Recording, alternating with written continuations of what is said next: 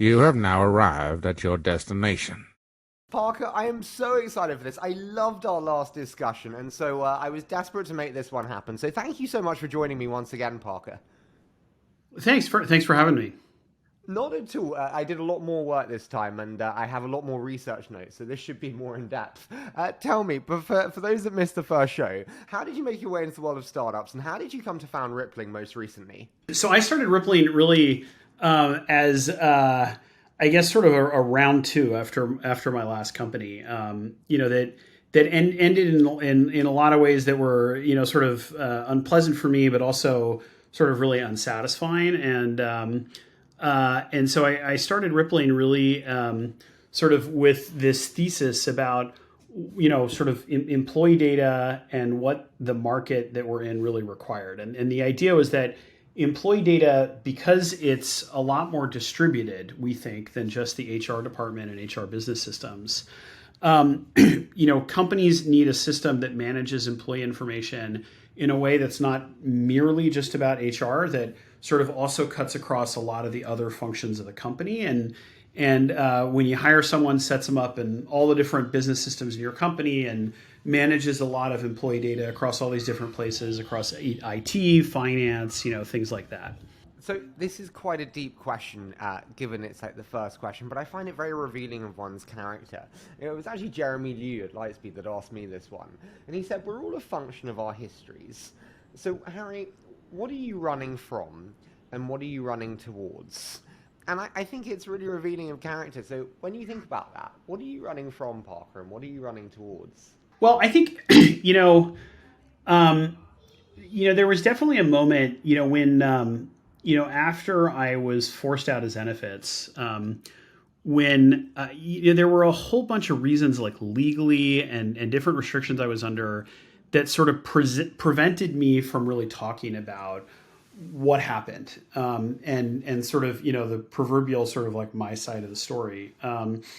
And there was this period of about 6 to 9 months when there was just this overwhelming sort of like institutional apparatus that was like sort of arrayed against me and sort of dominate, sort of writing this narrative about what had happened. And I sort of watched that unfold from like the basement of my house with, this sort of growing horror. And I, at a certain point, I kind of decided that the only way I was going to be able to talk about sort of what was happening and sort of tell my side of the story, because, I wasn't sort of really, in addition to just the restrictions I was under, I wasn't, it's not my sort of forte, sort of doing that kind of like, media PR jousting. And I sort of decided the only way I was going to be able to sort of communicate about this to, people in the tech community, to sort of the world more broadly than that, was to build this specific company and try and make it into like a really big, $100 billion outcome. And so I don't know if that's something I'm running away from or running toward, but it was, it was really sort of deeply motivating for me about just, at this period of time when just kind of like getting sort of, putting one foot in front of the other and getting out of bed in the morning was a struggle. And I think since then, I mean, there are obviously lots of other things that I love about what we're doing at Rippling. I really, really love the people I'm working with, really excited about the products that we're building. And so a lot of, maybe some of those more positive motivations have kind of sort of come to the forefront. But for a long time, that was sort of what was getting me going in the morning. Parker, I love a quote from Josh Wolf at Lux. He says, chips on shoulders, put chips in pockets. And I totally agree with you. You need that fuel. I remember I once lost a load of weight because a girl dumped me, and I thought, I'm going to prove you wrong. And it turns out she just disliked my personality, not my weight. But I want to ask, and just kind of speaking of that, I did speak to Gary Tan before the show, and he mentioned, obviously, that tough time and, Slack's hiring a PR firm. And my question to you was just like, in that moment, what do you tell yourself? Like, what's your mind speak to pick you up from the basement where you are feeling the weight and the headwind against you to say, no, I'm going to come back I'm going to get Rippling off the ground, and I believe in myself again. Bat up. I mean, it was hard. I think that, some of it was that, when I left, and some of this is, I think, as a founder, it's really hard to watch someone else making decisions with about your company. But, it was sort of, I got to this point where I was convinced that, David was not really interested in making Zenefits successful. And, almost every decision he made at the company was wrong. The decisions he made from a product perspective, from a strategy perspective, the people he fired, the people he promoted, almost all of it was just completely wrong. I sort of felt like, well, I think there's a huge market here and a huge opportunity that's now going to go unfilled. Unless, I was talking with Prasanna, I said, unless you and I kind of jump in and do this, this is never going to happen. And there's $100 billion sitting on the floor over there, and nobody can see it except for us. And we just have to figure out a way to sort of walk over there and pick it up. And we know that if we sort of do these things, it's going to work. And so whether it was delusional or just a sort of extreme sort of confidence in what we were doing, that was sort of what kept me going. I totally get that. You said about kind of seeing the $100 billion on the floor. I get that. That's insight. But you need execution and performance to actually achieve that and to achieve the vision there. When I say high performance to you, what do you think, and what do those words mean to you? Well, so one thing, I think it's actually, for me, it's actually sort of very related to what you talked about with sort of chips on shoulders. Because I think that people are capable of so much more than they believe themselves to be capable of. When you think about, and I think that one of your jobs as a founder or as a CEO of a company is to find ways to sort of pull that out of people. And a lot of times I think people think that, the difference between, the same set of people or the same organization, maybe it's if you work really hard and you sort of burn the midnight oil, maybe you get sort of, 20% more done. But actually you look at this and the difference between organizations that really accomplish a lot and the organizations that accomplish very little, it's orders of magnitude difference in output. There are just so many great examples of organizations and institutions that accomplish incredible things in a very short period of time, as well as organizations and institutions that accomplish almost nothing with sort of a lot of effort and money and energy expended. And so I think that on people, I'm sorry, I'm too intrigued. On people being able and not willing, but having the potential more than they think they do. What do you think you do to pull out people's brilliance or talents in a way that they might not elsewhere? How can I do the same? So I mean, one thing that I think happens sometimes in companies is people come to you and they want to do what I call the CEO in a box, where they sort of say, look, we can do A or B. Do you want us to do A or do you want us to do B? We can do it quickly or we can do it high quality. We can do this thing or we can do that thing, but we can't do both. And I think my general reaction is no, I don't want to have to make that choice. So why, is it the second law of thermodynamics that's violated if we do A and B? What is the sort of fundamental impossibility of getting both of those things done? And often I think people will sort of, go back to the drawing board and think about, a different approach or, sort of reconceive of sort of how they, how this might happen and find ways to sort of do both of those things in both A and B in the time frame that you have. So, I mean, sometimes, that can be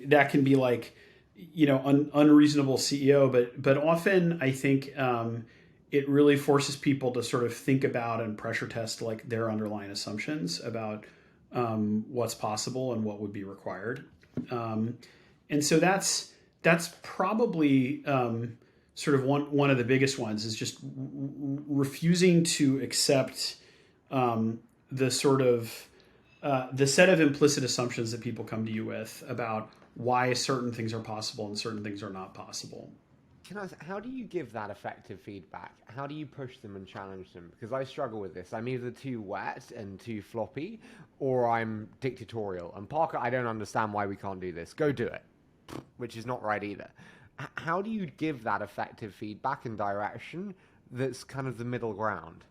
I mean, I don't know that I don't claim to have like any sort of special insight there, but I think sometimes it's about sort of articulating the sort of genuine and real consequences of not being able to do A and B, and sort of what that leads to, what the sort of upside is if we can get it done, what sort of bad thing happens to the company if we can't do it, and also sort of trying to understand why, like what is, because sometimes just asking why you can't get both of those things done can reveal, maybe it's like, well, to do that we'd have to do X, or we'd have to find a way to move someone on the and sometimes it's like, well, maybe we should do that, maybe those are things that make a lot of sense to do, and you can sort of find ways to square the circle. How do you think about the balance between speed and quality of execution? I always say like speed of execution is the only thing that matters. Like go, go, go. Better to get it 80% done than 99% perfect. How do you think about instilling urgency versus instilling perfection? So we have I think an extremely high quality bar. I'd like to think that we have an extremely high quality bar at Rippling. But I think that like, I don't really agree with that trade-off between speed and quality. Like, yes, it's possible to do things fast and bad. It's also possible to do things like slow and bad. And I think that speed is often like more more sort of aligned with quality than the other way around. Like it's very rare that you see projects that like really move slowly that end up just really nailing it at the finish line. Like usually what happens is they're slow, and then when they get done, they're also bad.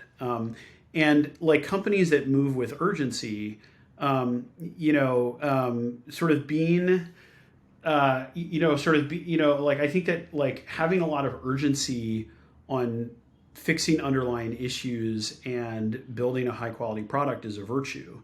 And, being sort of slow or lackadaisical about addressing underlying problems is like not a virtue, and doesn't lead you to doesn't sort of result in higher quality products. You're absolutely right. Very, very rarely is it very slow and then it's like, wonderful, what a brilliant display. I'm so glad you spent 3 months working on it. Never happens. Can I ask you, Parker, when we think back to your like leadership style itself, we've spoken about kind of communication, goal setting, speed. How would you describe your leadership style today on reflection? When you sit back, how would you describe your style of leadership? My style of leadership. I'm not sure what like I'm trying to think of like what the different styles are. So you I could be think like, yeah, you can be like the dictator who is like, it's a complete Parker show, and I set the direction, I set everything, and we do this. Or you can be the kind of patriarchal figure, which is much more family oriented, and or do you see what I mean? There's many different variants. well, gosh, I guess I'd like to think I'm sort of a wonderfully empathetic, sensitive leader. I'm not sure. I'm not sure I have all that figured out. I think that like I'm definitely like extremely goal oriented. So trying to sort of like move the company forward, towards sort of where I think we need to get. Um, I don't think of myself as a dictator. Uh, but As, certainly as I a think like, Well, I'm Has there been a sorry. moment?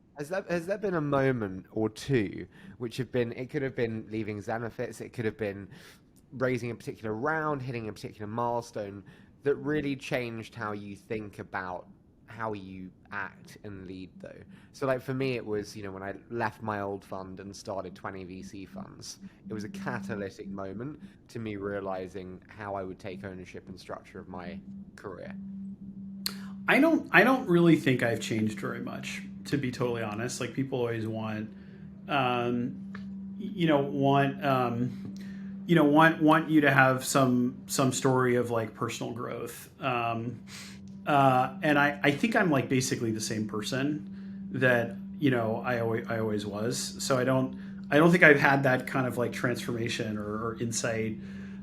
um, What do I you think think you I need to what do you think you need to figure out in leadership then? You said there were things that you had to figure out. What do you think now I would like to figure out and change? um, well, I think for better or for worse, I think that like my sort of like governing sort of personality trait is impatience. And there are things that are really good about that for the company, and there are things that are probably frustrating and difficult about that. But that I think is like sort of it's certainly probably one of my sort of dominant personality traits, um, and I think that's probably the sort of like biggest strength and greatest weakness kind of like rolled into one. I think impatience actually is good in many ways too. I think in terms of like the thing it makes me think about is prioritization. And many of your investors told me that kind of your ability to prioritize efficiently is one of your biggest skills. I wanted to know, how do you determine like which new efforts to prioritize, and what's that decision-making framework around where you focus? Yeah.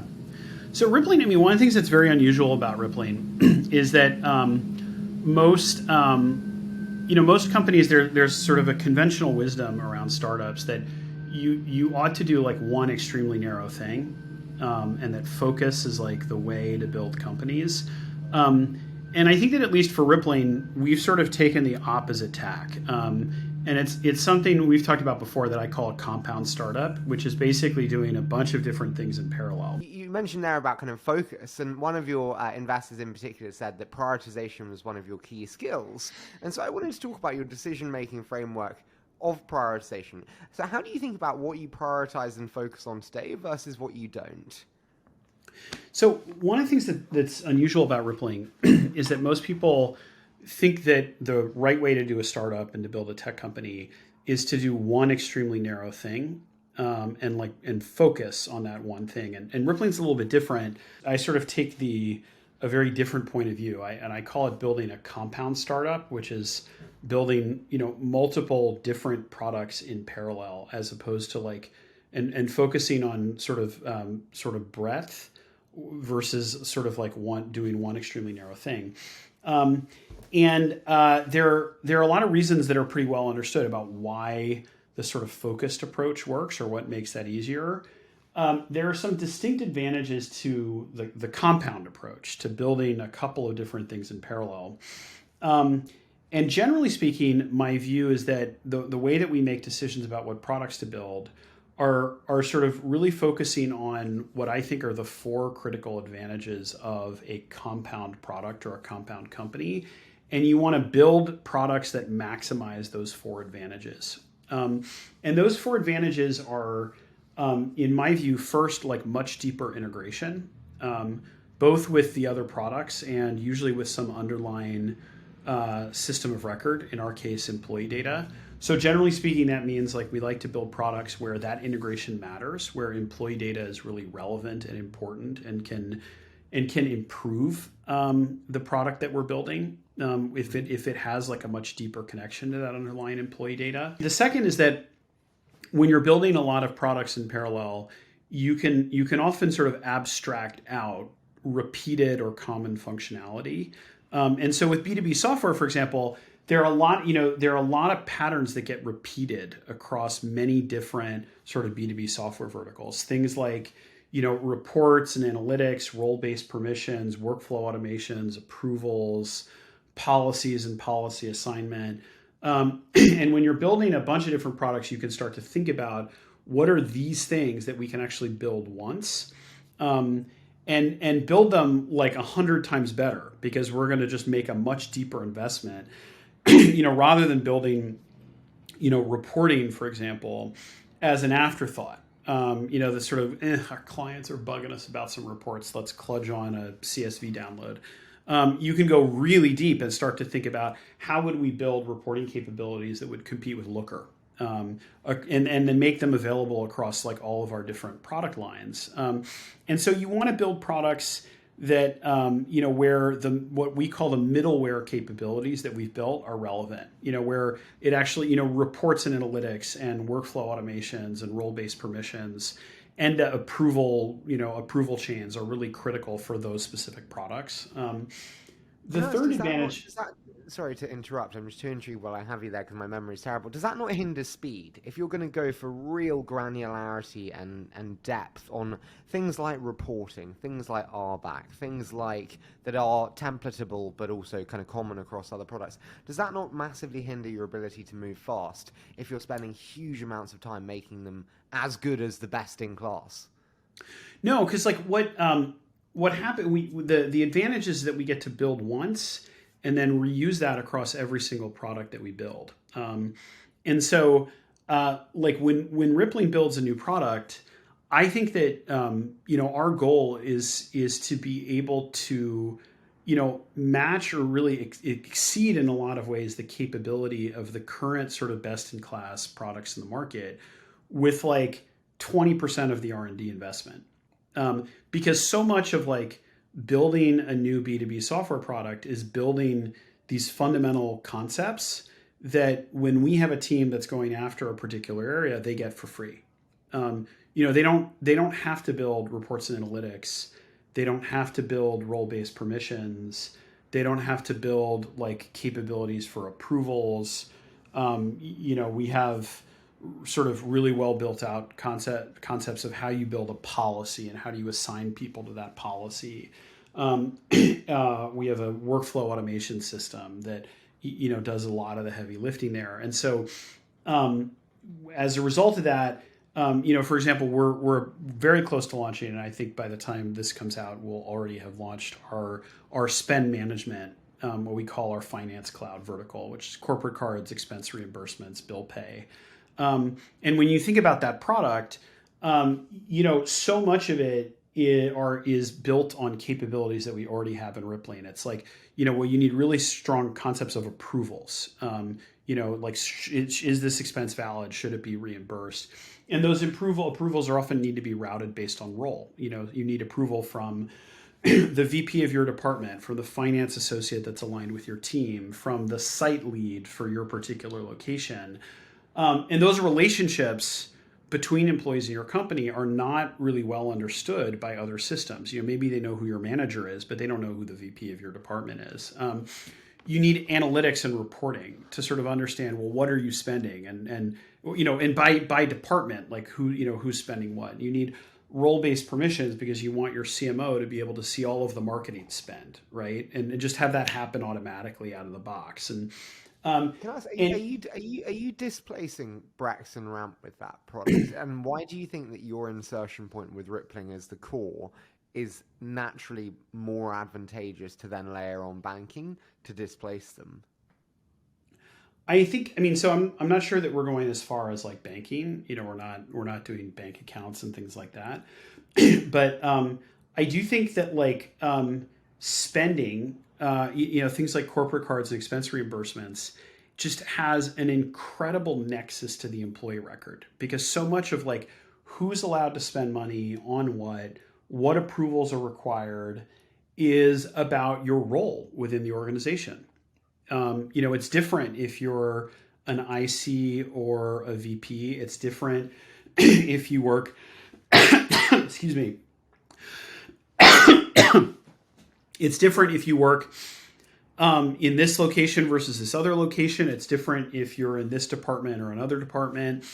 And a lot of sort of how you can dial in and just change the amount of time you need to spend on this stuff is having a system that fundamentally understands role within the company, whether it's role-based permissions, whether it's approvals that are routed based on role, whether it's policies that are applied based on role, whether it's workflows that are managed based on someone's role within the company. That sort of takes this entire exercise and just collapses it down to something that requires just a lot less of your time. Look, one of the most interesting things about Rippling right now is when we look at, obviously, because of the changes in the macro environment, everyone's trying to sort of look at, in their product, how do we pitch someone on why the sort of ROI and the cost efficiency of our service. And one of the things, those analyses, they always seem like BS to me. People come to you and they've got some like time tracking that shows that like, you spend less time with our product. What we did is we tried to look for something that would hit a higher bar. And so what we looked at is how many people do companies hire into a lot of these functions when they use Rippling versus when they use a competing product. And, for companies that are on Rippling, we can look at the data, inside of Rippling in the aggregate. And for companies that don't use Rippling, we can look at the data on LinkedIn. And what we found is that at almost every stage of growth, for companies between 0 to 25 employees, companies, like between 500 and 1,000 employees, they have almost double the number of people in HR, IT, and finance for companies that don't use Rippling than companies that do use Rippling. Like almost double. So, if you're a company between 0 and 25 employees on Rippling, you have an average of 0.4 people in HR, IT, and finance, and you have an average of 1.2 if you don't use Rippling. And when you get up to, a company that's, 500 to 1,000, you have an average of 24 people in those functions on Rippling and an average of 45 if you don't use our system. And so it's a really dramatic difference, and it's because so much of the work that people in these functions are doing is managing employee data broadly across your company, whether it's adding people to systems or managing policies and approvals and workflows and things like that that can just be like entirely automated if those systems really understood, what everyone's job within the company is and how they related to one another. How truly effective is the cross-sell? When you think about the compound startup and the multi-product line that one has with a compound startup, you think about the cross-sell being so natural. It's never as easy as it sounds in the, come in and buy everything. How effective is it? And what are the biggest barriers to preventing adoption of full suite of products? So, it's very rare for a company to come in and buy absolutely everything that we sell on day one.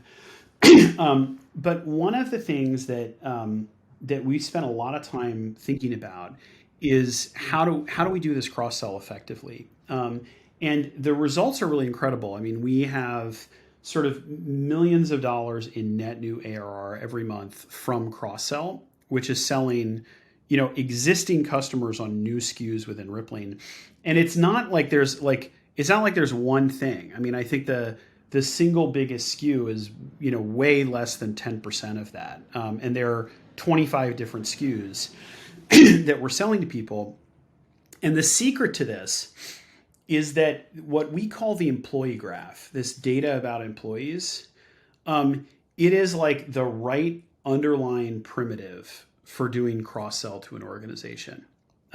Because we understand in our system all of the data about all of the employees in your company, which is another way of saying we understand your organization very deeply. And that allows us to identify like the exact right moment that we should ping you about a particular product that maybe you should be using in Rippling. And so one example of this is, when you terminate a remote employee in Rippling, we have a product that we call inventory management, which basically you can think of it, we call it a cloud IT closet.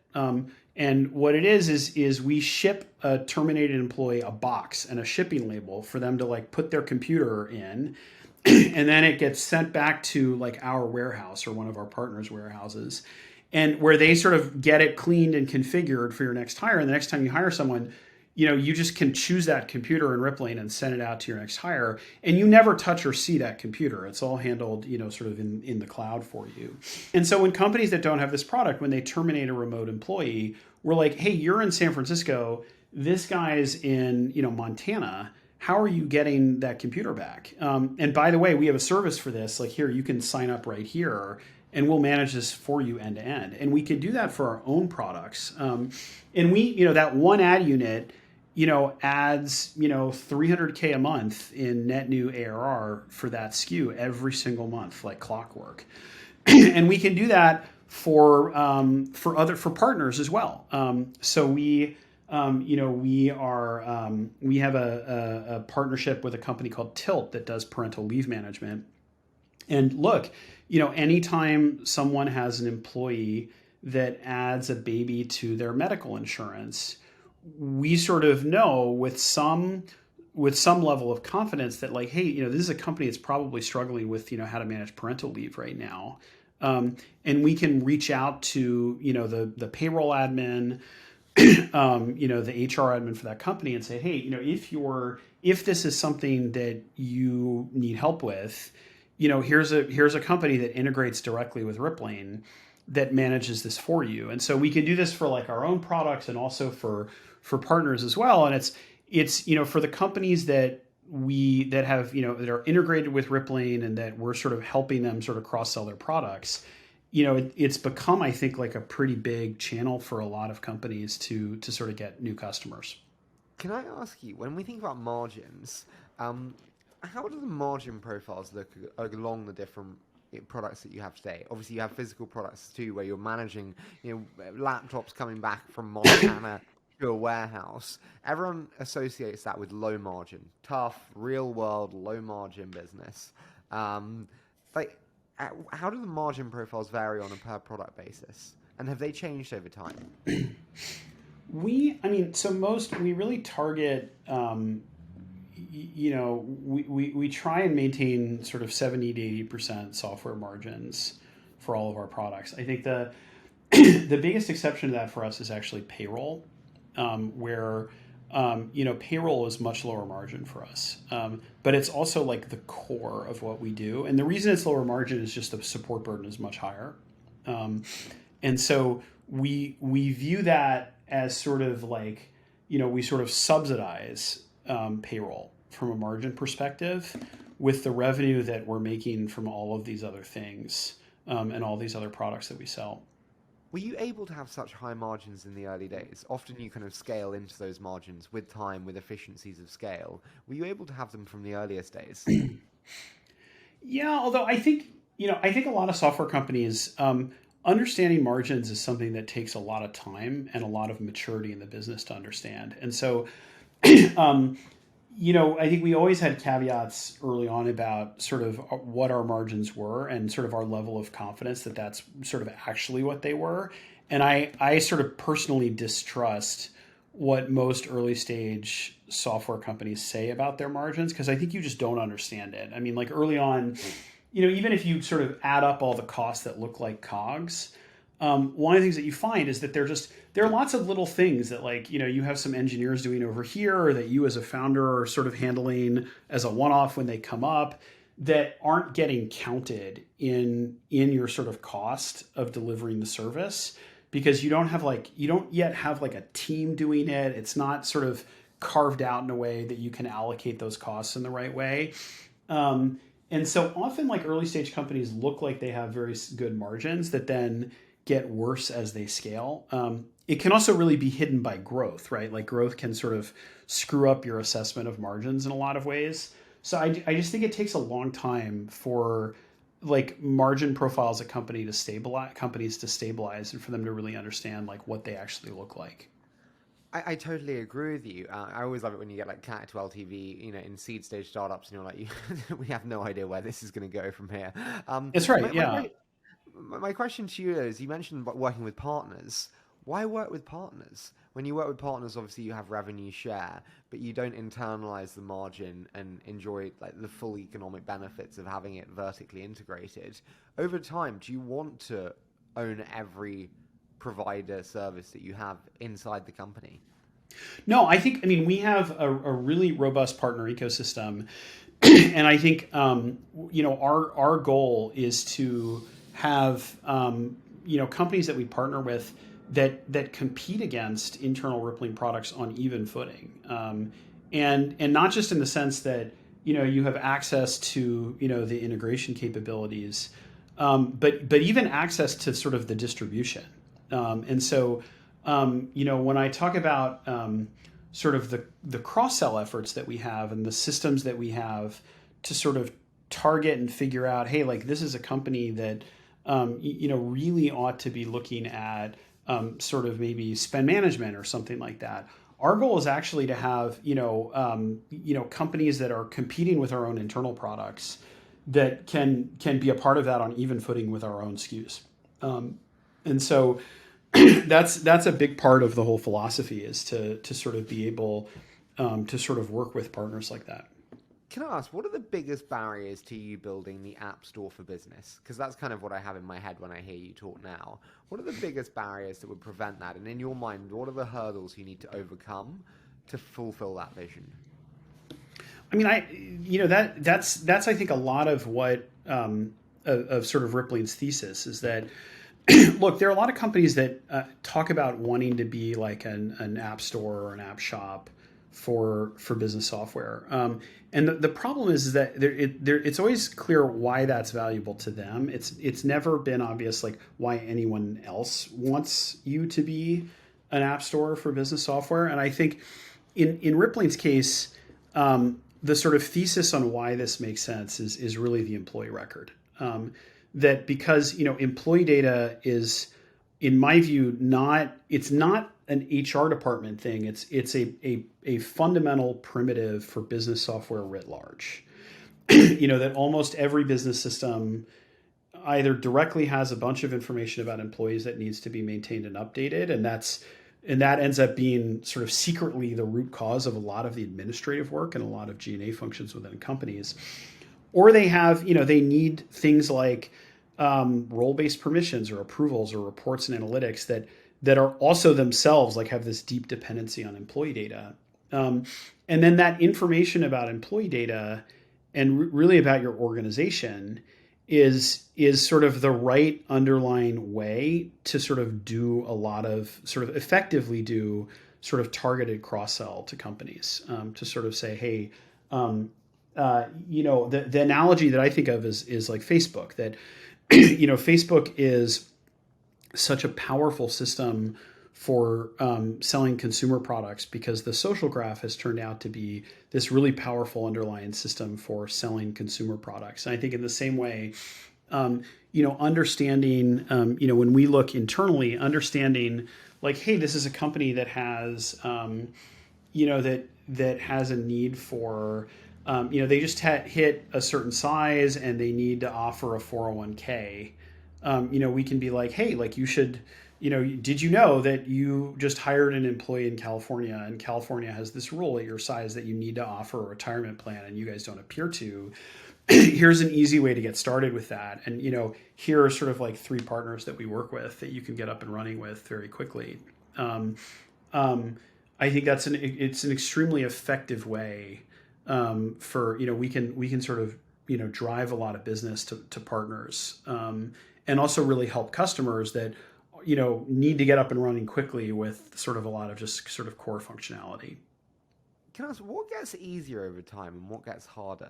Everyone always says with leadership and with business and company building, oh, it doesn't get easier over time. I'm always a little bit skeptical. What does get easier and what gets harder? I thought, look, starting a company is, it's a real grind for a long time. I desperately want to never do it again. And desperately wanted to never do it again the last time around. And unfortunately found myself in a position where, that wasn't an option. But early on, it's just like such a grind.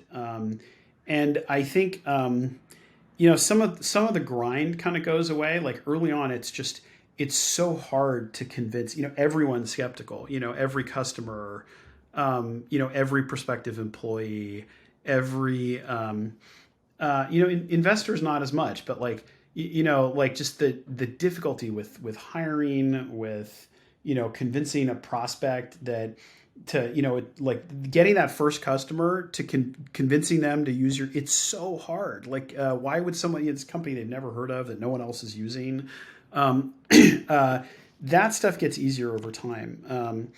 It does feel like the pace picks up over time.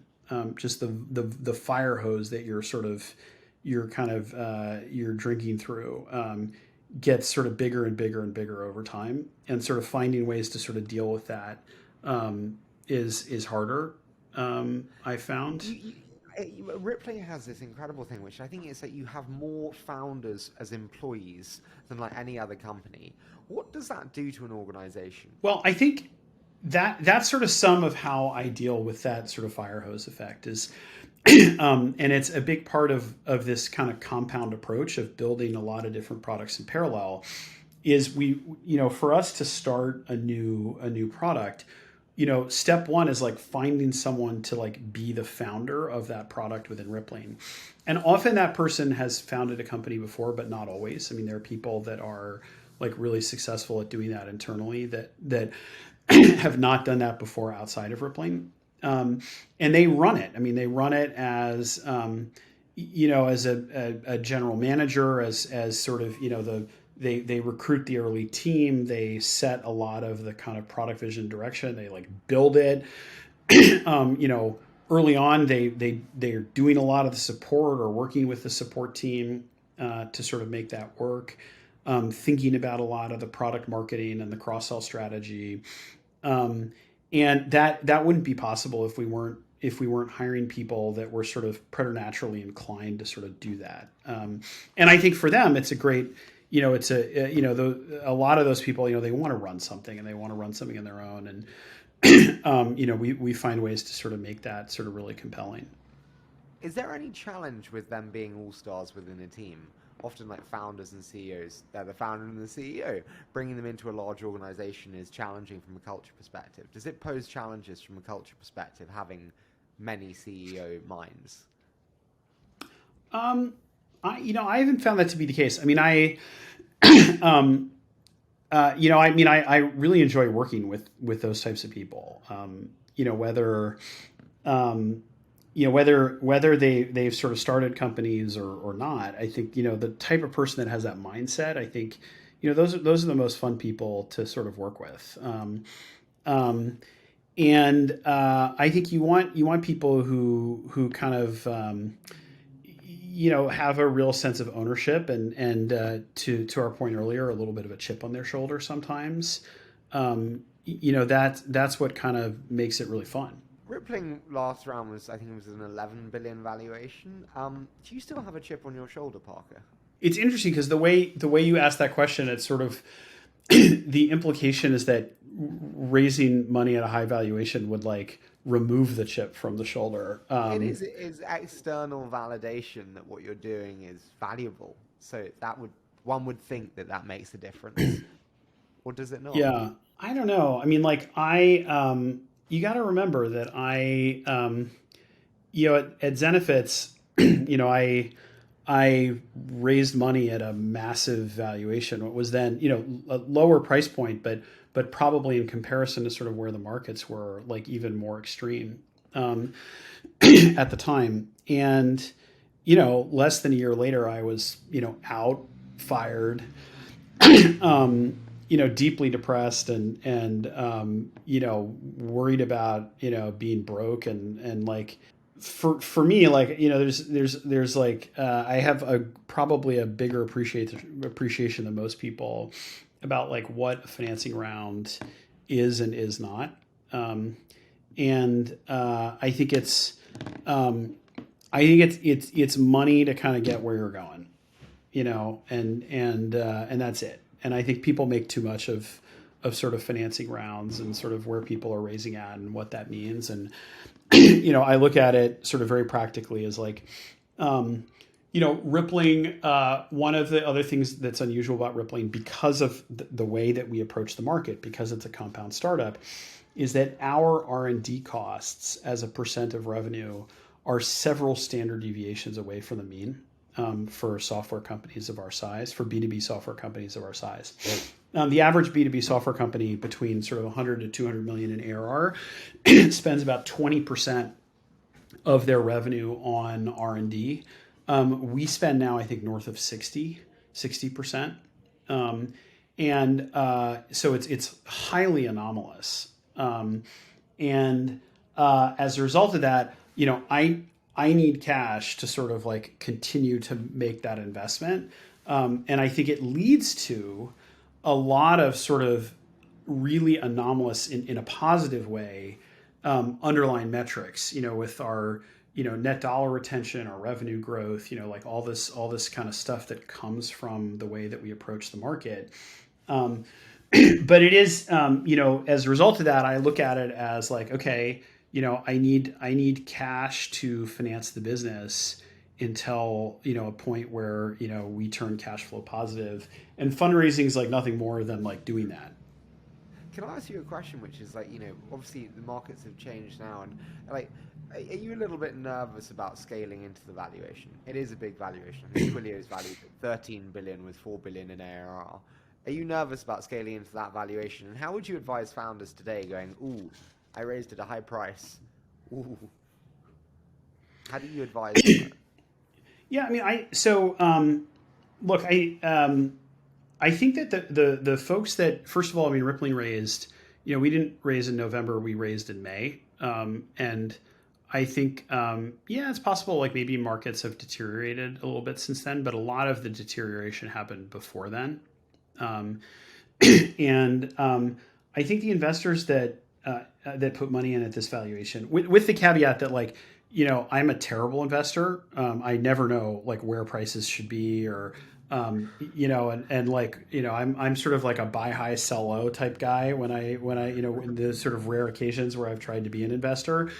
And so don't recommend following my advice about any of this. But when I think about sort of the investors that decided to sort of bet big on Rippling, I think the reason that they did that was really a lot of the sort of data in Rippling about how successful we were at cross-selling such a broad array of SKUs into our customer base. And that it was just really unusual. Like there aren't a lot of companies in SaaS that are able to do that. I think there are, most companies struggle with sort of that, second SKU or the third SKU. But, at the time where you're sort of, there's like 25 different SKUs that you're selling consistently into your customer base, there's the only other company that I know of that sort of looks like that is Microsoft.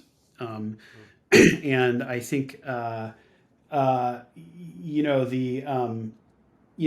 and sort of the NDR that we have and the sort of increase over time in the per employee per year amounts that we make because companies buy additional SKUs from us over time. That was, people thought of Rippling not as a SaaS company, but as a sort of an underlying machine or system that produces new SaaS businesses, each of which have sort of unusual sort of growth characteristics and require below average sales and marketing and R&D investment because of the way that they're being built on this platform.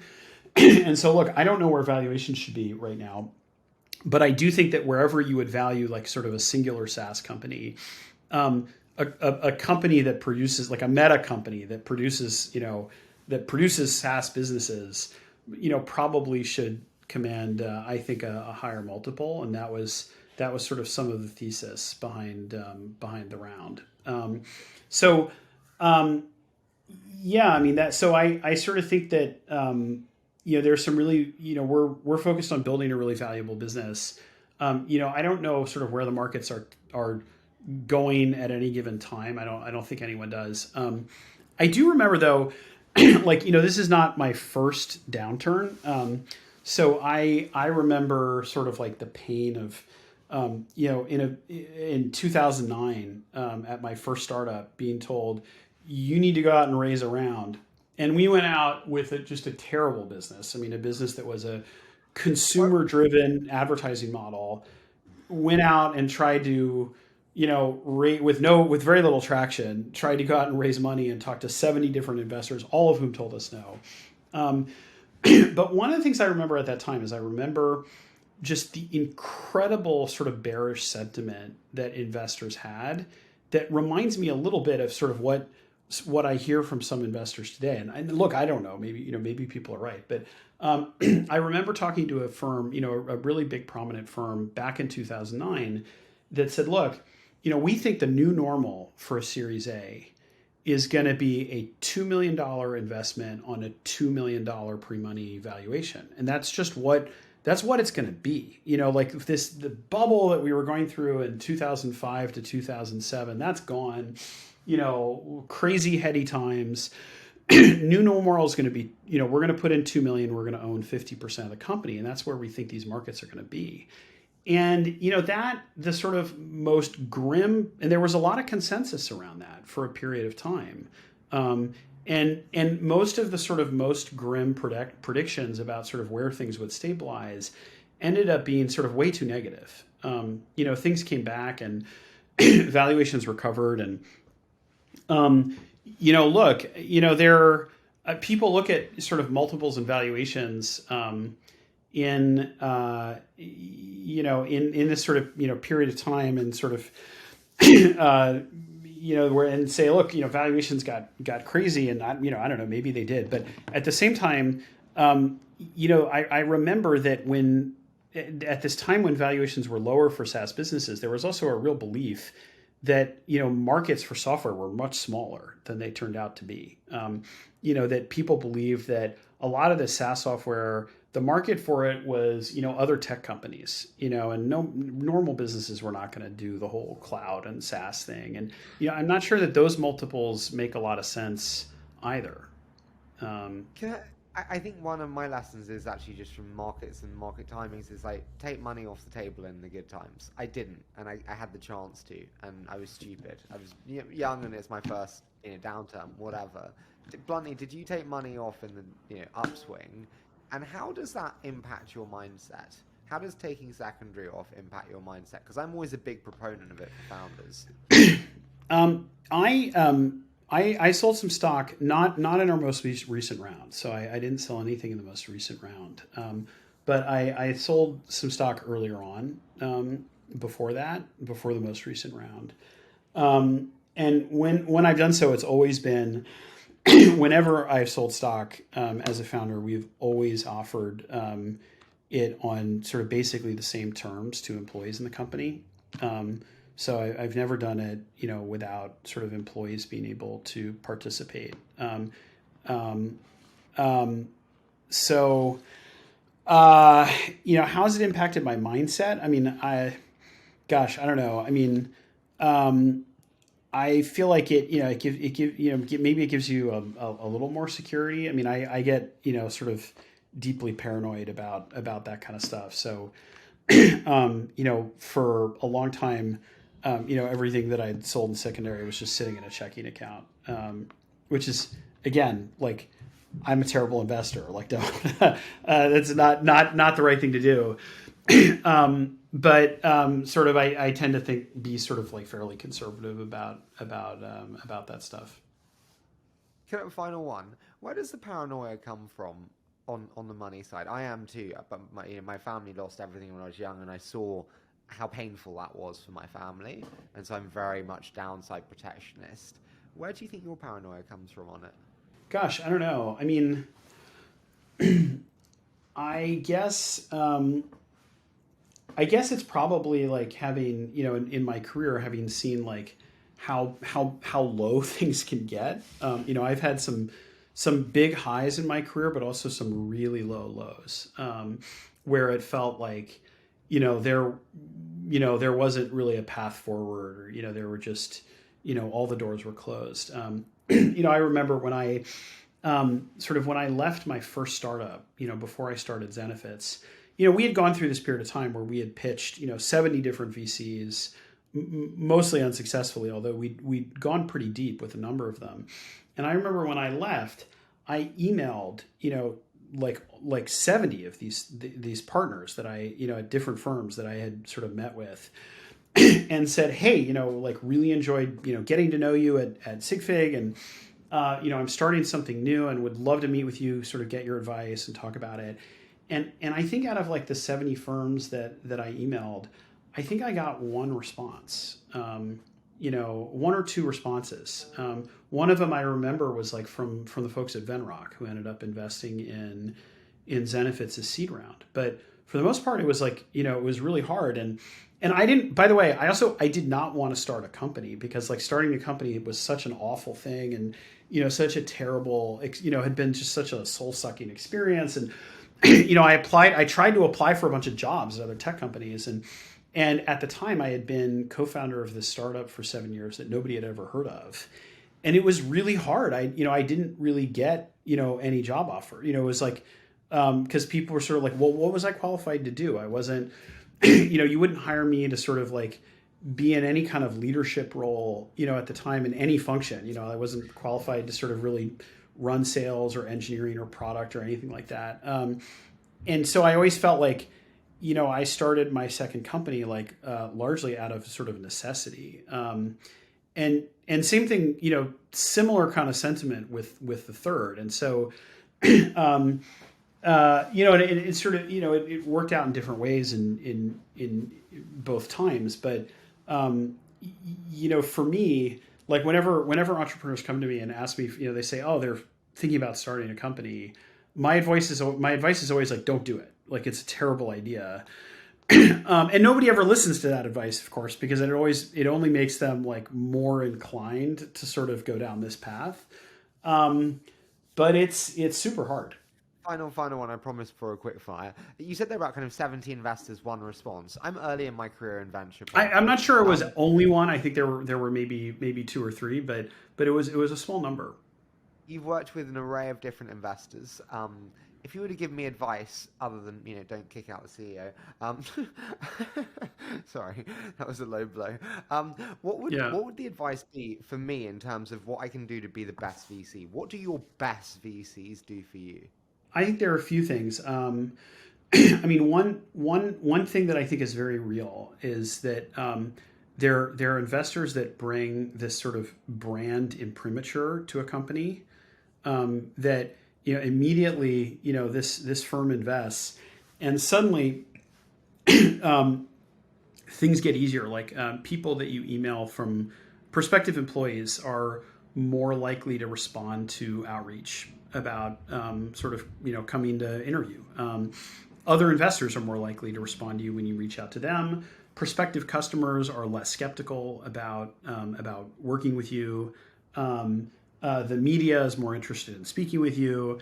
And it's this sort of magic pixie dust that gets sprinkled on your company when some of these firms with really big brand names invest, and it's very real. And so that it's not about the sort of particular behavior or competency of the investor. It's about like the brand halo that comes from that. But it's definitely a real thing. The second thing is, I think that investors that I sort of like really come to appreciate investors that are sort of fairly calm and even keeled. That don't get sort of too excited when things are going really well, and don't get sort of too down or negative about sort of when things are going badly, because that's definitely not me. Like I'm like very much like sort of like this. And so people who are kind of like a little more steady, whether, people that I hire as executives or people that I work with as investors, like that's something that I've found to be extremely useful. And then I think, there are some firms that, I found have just really been incredible at, sort of, from a recruiting perspective, like looking back, I mean, there are some really great hires that we've made at Rippling that we would not have made if it weren't for, those firms like introducing us, connecting us, like finding folks. Because if you don't do that, you're stuck with sort of executive recruiters. And, like those firms are often extremely helpful, and good idea to sort of hire them when no I mean, Dad, Sheila told me to get no not Scott. right now. Sorry. I love Sorry. that. With an additional guest. I love it. Yeah, exec recruiters. Helpful. Yeah, I mean, I think look, those firms are. I highly recommend sort of like hiring someone to like sort of keep a process on track. But I think often like the best candidates are not ones that that you find through exec recruiters. They come in through personal networks or through sort of like GPs and investors and things like that. And so that that ends up being critical as well. Is the Sequoia pixie dust the biggest? Look, I love all of my investors, and I'm deeply grateful to all of them for believing in me. And I think they're all really really great. Brilliant answer. Listen, I want to do a quick fire round, so you know the drill. I say a short statement, and you give me your immediate thoughts. So let's start with your favorite book and why. So right now, my favorite book is always is always the book that I'm reading with my kids. So I'm reading Lord of the Rings with my daughter right now, and that's a lot of fun because she gets really excited about that. How did becoming a father change you, Parker? I don't think it did, to be totally honest. I was sort of thinking about this question, and I think I'm like largely. I mean, I guess I'm like sort of more boring now. Basically never leave the house except for work. So that's a little bit different, but I don't think I'm like much. Unfortunately, not much of a different person. No like major insights that came from having kids for me. What do you know now that you wish you'd known at the start of Rippling? I guess like sort of given. Get sort of knowing that it would have been nice to know that it was going to work, at least so far. Knock on wood. I think that would have been sort of a huge relief and sort of pick me up early on when it is sort of really hard to get things going. What have you changed your mind on recently? I mean, this is very specific to. It's very specific to our company. But for a long time, I thought that Rippling would be, focused like entirely in the United States, and that it would be sort of like, focused on this one geographical market. And I was very wrong about that. And we're really looking at sort of, markets outside the U.S. at this point. What would you, penultimate one, what would you most like to change about the world of startups? For me, I think that there's the sort of media view of like founders. It's sort of like you're either a superhero or a supervillain, and there's only room for those two. It's like you're, and there's such a like. It's either like saint or supervillain, and there's such a like thin fuzzy gray line between those two, and you can slip so easily from one to the other. And I think that's just not like the reality is like, I don't think I'm a saint, but I also like don't think I don't think I've ever really been like a supervillain, but I've been portrayed as both in the media at various different points, and I think that that's the thing I wish I could change. I wish that there was just like, look, like they're just people trying to do a job, and the sort of the heroism and the super villainy. I wish that dynamic was just kind of like out of the ecosystem. One of my friends is a supervillain right now and being portrayed as one, and he's not at all. What advice would you give to him, having been the supervillain before?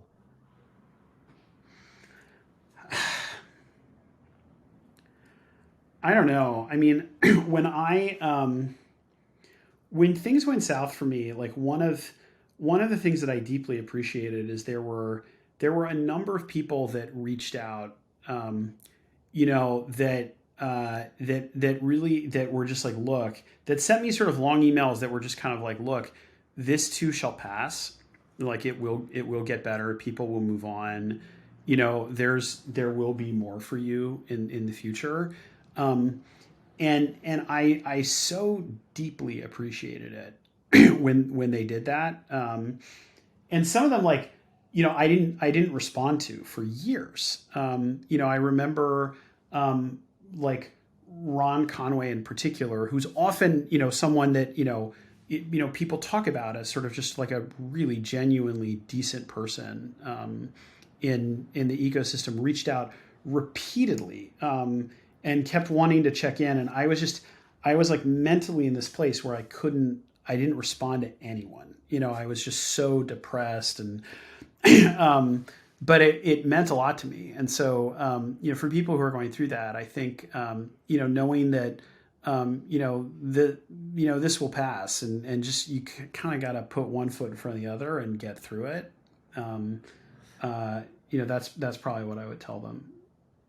I love that on Ron Conway. But I want to finish on a final one, which is 2027. Okay, 5 years from now, we're going to do round 3. Where do you want Rippling to be then? Is it a public company? Is it, how do you envision that 5-year time?